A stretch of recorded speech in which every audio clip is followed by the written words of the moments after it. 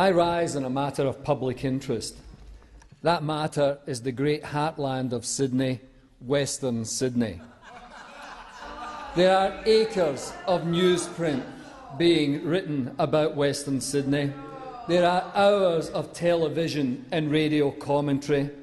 There are editorials today in the Australian and the Financial Review, and I really don't know that the editors of the Australian or the Financial Review would know much about Western Sydney. And the most bizarre thing that I saw in relation to Western Sydney was Senator Birmingham today on the doors, a senator for South Australia, on the doors with a scripted and rehearsed spin on Western Sydney. A South Australian senator pontificating about Western Sydney. It was sent out to tell the people of Western Sydney that they were concerned about protection visas and the carbon price. Well, apart from 12 years that I lived in Muswellbrook, in the Upper Hunter of New South Wales, I've spent most of my life in Australia in Western Sydney. I've lived in St Mary's, I've lived in St Clair, I've lived in Parramatta, and I now live in the lower Blue Mountains. I have two daughters. They grew up and were educated in St Clair. Both have degrees and both are professionals. I'm proud of them, and I'm proud of the public schools that they were taught in, and I'm proud of the teachers of Western Sydney who gave them their opportunity. I spend a lot of my time in Western Sydney, and can I tell you, not many people raise the carbon price or temporary protection visas as the issues that will improve their life in Western Sydney. In my discussions in Western Sydney, it's about infrastructure. It's about the Richmond Bridge, where commuters queue for hours in the morning to get across the Richmond Bridge. It's about the Springwood Civic Centre. It's about bringing more culture into the area, providing an opportunity through a $9.5 million grant by the government to get a Springwood Civic Centre up and running. It's about sport. It's about looking after the Windsor Wolves down in the Hawkesbury and building a stand there so that we can have young people and their families watch sport in some decent comfort in the winter. And all of this has been promoted and pushed by the Labour candidate for Macquarie, Susan Templeman. On education, the people of Western Sydney want to talk about Gonski and improve public schools. They want to talk about health. They want to talk about the trade training centres that are being built across Western Sydney. They want to talk about jobs. They want jobs for themselves, jobs for their kids, and they want decent rights in the job. They want to be treated with respect when they go to work, and they want to have access to an industrial umpire, something that under a coalition government was not there for them. No government in history has invested more in 2 terms of government than the Rudd and Gillard governments in Western Sydney. No governments. Western Sydney, depending on what statistics you look at, has about 1.5 to 2 million people. The biggest employer in Western Sydney is manufacturing, and the government has made recent announcements about how to promote manufacturing, and I'll come to that later. Manufacturing is the biggest employer in Western Sydney, with 12.1% of the workforce. It's followed by retail, healthcare and social services, with 10.7% each.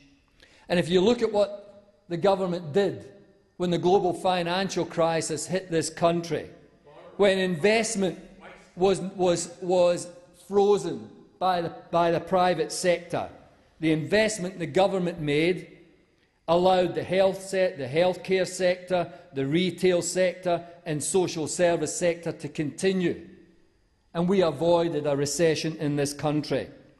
On construction, We invested in construction, transport and warehousing, education and training, and public administration. That's what kept this country out of recession. And what do we have in the coalition? What do they want to do? They want to send these public administration jobs in Western Sydney to some remote part of the Northern Territory. This is the nonsense that we have from the coalition. They don't care about the issues in Western Sydney. And what is one of the fundamental issues? It's travel to work for people in Western Sydney. Nearly 200,000 Western Sydney workers travel outside Western Sydney every day to get to work. And there are areas of social disadvantage in Western Sydney that the Labour government is addressing.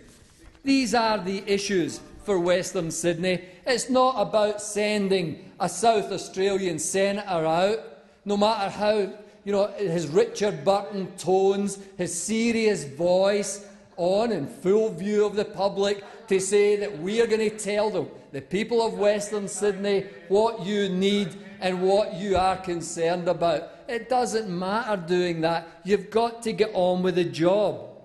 And I have to say to you, after years of the coalition, they squandered the opportunity to build Western Sydney.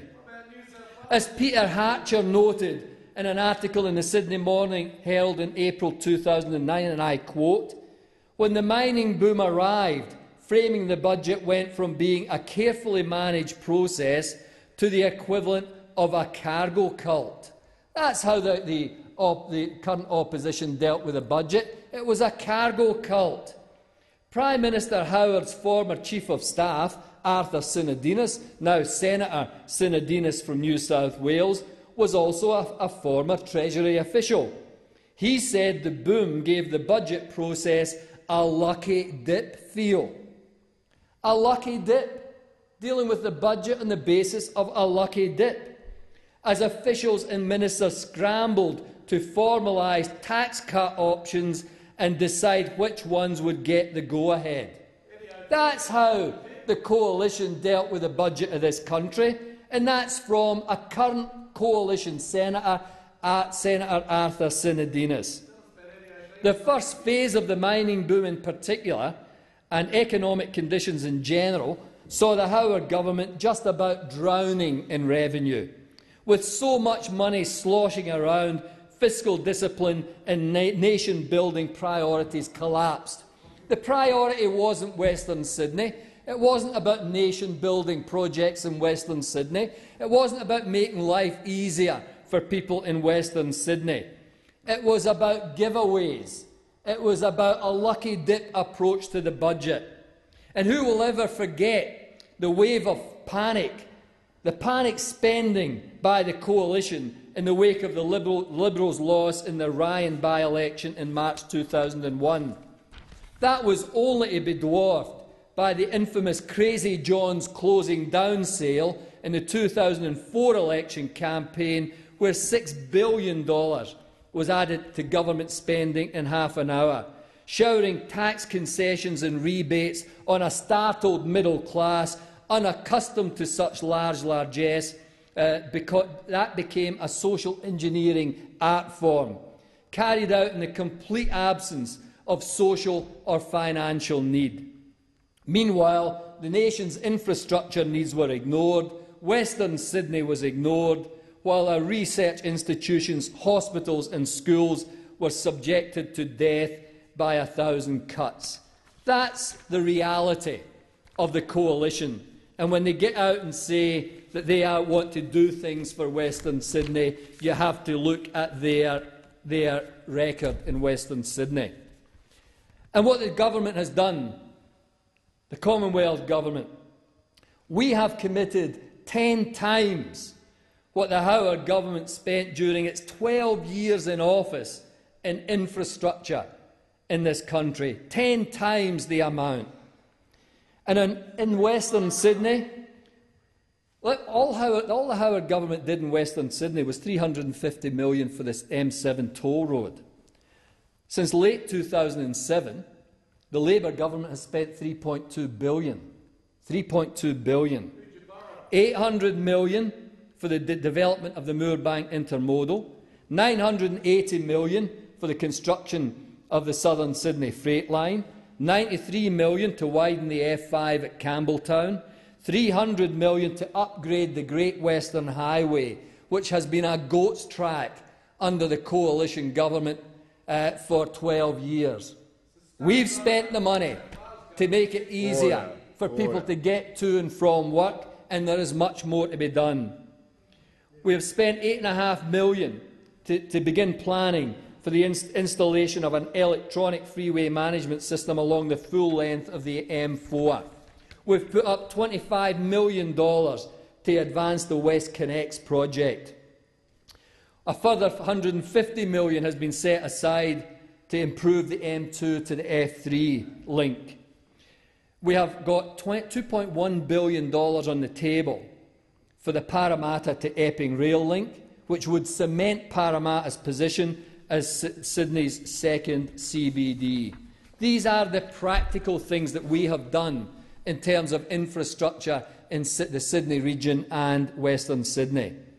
Despite raking in over $40 billion worth of infrastructure promises at the last election, this is the coalition, at the last election, not $1 of infrastructure spending was promised for Sydney, never mind Western Sydney. And they get out there and tell people what's good for Sydney. Not $1 in infrastructure at the last election. And what was the solution? Now let me quote the Leader of the Opposition from the ABC Four Corners programme on the 16th of August 2010.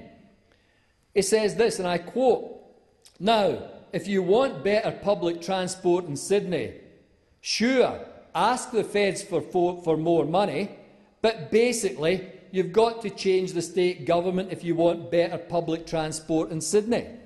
Now what they are saying there is that it's not a federal government issue to improve public transport in Sydney. It's not a federal government issue to improve infrastructure in Western Sydney. It's a matter for the state government. Well, we have never taken that view. We believe the federal government has got a big role to play in Western Sydney, a big role, a role that has been ignored under nearly 12 years of the Howard government, completely ignored. And it's not just transport infrastructure, it's health. Funding for the Nepean Hospital, $96 million for the new East Block, $17 million for a new clinical school, $31.7 million to Blacktown Hospital for 10 rehabilitation beds and a specialised 20-bed neuropsychiatry subacute unit, $11.5 million to Blacktown Hospital for additional emergency services, $15 million for a GP super clinic in Liverpool, $1.75 million in south-western Sydney for a new Directions mother and baby services and strong families. And it goes on in health. On education, the Hawkesbury Trades Training Centre, the Blacktown Girls High School Hospitality Trade Training Centre, $2.16 million for 2 trade training centres to benefit 2 schools in Hughes, Bonnyrigg High School and Miller High School, up to $17 million for trade training centres in the Penrith area. These are the issues that build the western suburbs. These are the issues that build the infrastructure, the health and the education capacity of Western Sydney. That's what a Labour government is about. Compare that to the lack of attention to Western Sydney by the Howard government. Compare that to the profligacy of the Howard government, who didn't care about Western Sydney, who squandered the opportunity of the mining boom, who left us with real challenges in Western Sydney. So the Labour government has the track record in Western Sydney. We are the ones who understand that it's about education, it's about health, it's about transport, it's about infrastructure.